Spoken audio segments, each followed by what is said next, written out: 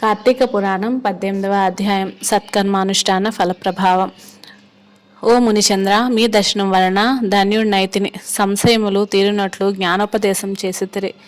నేటి నుంచి మీ శిష్యుడినైతిని. తండ్రి, గురువు, అన్న, దైవము సమస్తం మీరే. నా పూర్వపుణ్య ఫలితం వల్లనే కదా మీ బోటి పుణ్యపురుషుల సాంగత్యం తటస్థించెను. లేనిచో నేను మహాపాపినై మహారణ్యములో ఒక మొద్దుబారిన చెట్టునై ఉండుగా తమ కృప వల్లనే నాకు మోక్షం కలిగినది కదా. మీ దర్శన భాగ్యం లేని ఎడల ఈ కీకారణ్యంలో తరతరాలుగా చెట్టు రూపమున ఉండవలసిందే కదా.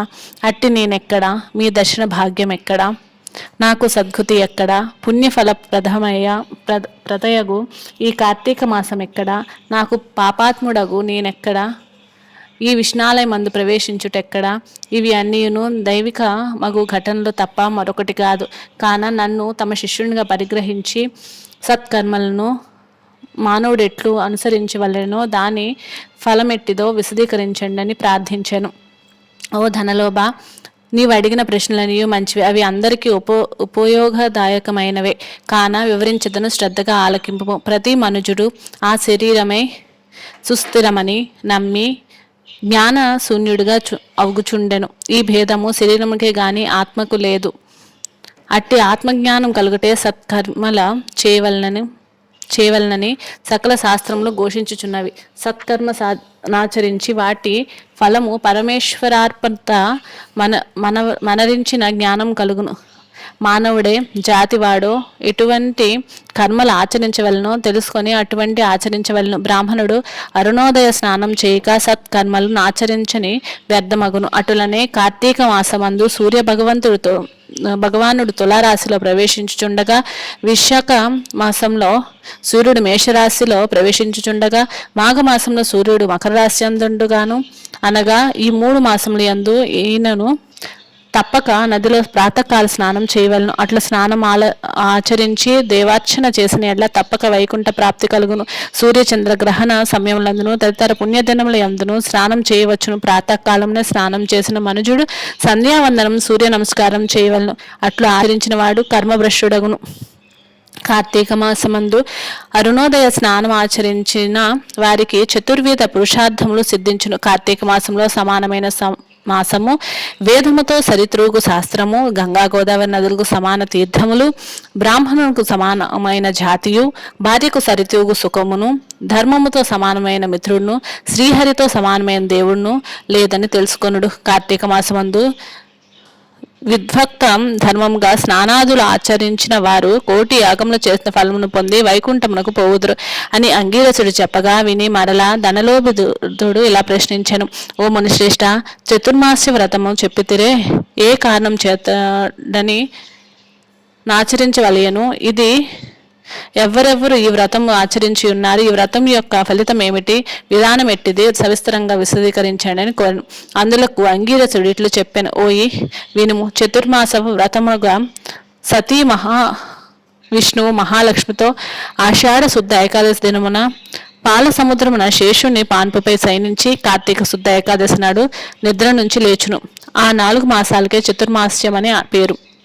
అనగా ఆషాఢ శుద్ధ ఏకాదశి, సేన ఏకాదశి అనియు, కార్తీక శుద్ధ ఏకాదశి, ఉదాత్త ఏకాదశి అనియు, ఏ వ్రతమునకు చతుర్మాస వ్రతమనియు పేరు. ఈ 4 మాసంలో శ్రీహరి ప్రీతి కొరకు స్నాన, దాన, జప, తపాది సత్కర్మలు చేసినచో పుణ్యఫలం కలుగును. ఈ సంగతి శ్రీ మహావిష్ణువు వల్లనే తెలుసుకుంటిని కాన ఈ సంగతులు నీకు తెలియజేయుచున్నాను. తొల్లి కృత యుగమున వైకుంఠమందు గరుడ గంధర్వాది దేవతల చేతను వేదముల చేత సేవింపబడుతున్న శ్రీమన్నారాయణుడు లక్ష్మీదేవి సమేతుడై సింహాసన కూర్చుని ఉండగా, ఆ సమయమున నారద మహర్షి వచ్చి ఆత్మనేత్రమును చతుర్భుజుడు కోటి సూర్య ప్రకాశమయుడును శ్రీమన్నారాయణకు నమస్కరించి ముకులిత హస్తముతో నిలబడి ఉండెను.